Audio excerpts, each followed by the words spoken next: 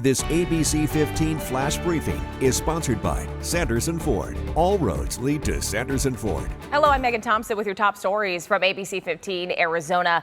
A big step in the efforts to stop the Rio Verde foothills from running dry. The city of Scottsdale approving a temporary agreement that could help neighbors there get the water they need. It's now heading to the Maricopa County Board of Supervisors for a vote. The 2-year agreement would put Scottsdale in charge of choosing a water supplier and treating the water in their facility. ADOT is making changes along State Route 89 in hopes of making it safer for pedestrians. The department hosting an open house for people living in Yarnell to take a look at the plan. They'll make the route 3 lanes, remove some parking spaces, and install pedestrian curb extensions and islands.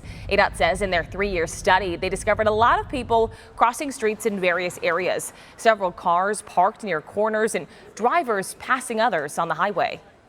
We don't have that much traffic here. I mean, we don't. You can take a left. I mean, you can look both ways and not even see a car, but when they do come through, they come through fast. I think it's great. I mean, the work that they put into it has been really awesome.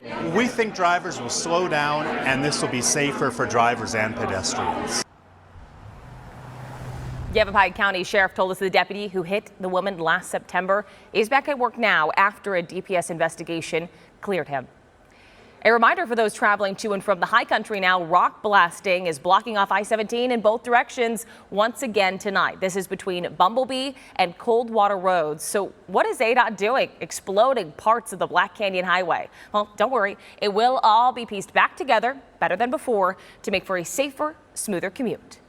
The worst of it, often on those holiday weekends, everyone heading up to the snow or the cooler weather from the valley on Friday, only to head back down on Monday. The 23-mile stretch of I-17 between Anthem Way and Sunset Point, often at a standstill. It's that climbing area, it's mountainous, it's winding. I've been talking to ADOT about this project for years. Their team telling me right now the I-17 is limited to 2 lanes in each direction. But the work is being done now to add what's called flex lanes. This will give crews the option to add an extra lane whenever it is needed. The example I'm always giving is, say, on a Friday afternoon, a busier Friday afternoon, traffic can come to a stop because of the increased traffic volume. If you have the 2 lanes, additional lanes northbound, you're able to move that traffic along on a Friday afternoon. Vice versa, on a Sunday afternoon, folks coming back from the high country, those lanes would be available for the southbound traffic. Work has been underway since 2021 and will continue until 2025. They're working on widening 15 miles of roadway, replacing and widening bridges, along with those 8 miles of flex lanes. The closure will be through Thursday night between 10 and 11 p.m. So far, inflation isn't slowing down the makeup business. New data out Tuesday shows sales of face makeup, eye makeup, and lipstick were all higher in January than they were the same time last year. Economists have long called this the lipstick effect. In times of inflation, people still buy things like makeup and candy to feel like they're splurging on something. A major overhaul to school meals could be on the menu. The USDA is proposing to limit salt and sugar in the meals. Currently, there are no regulations on the amount of added sugar. If approved, the changes would start in the fall of 2024.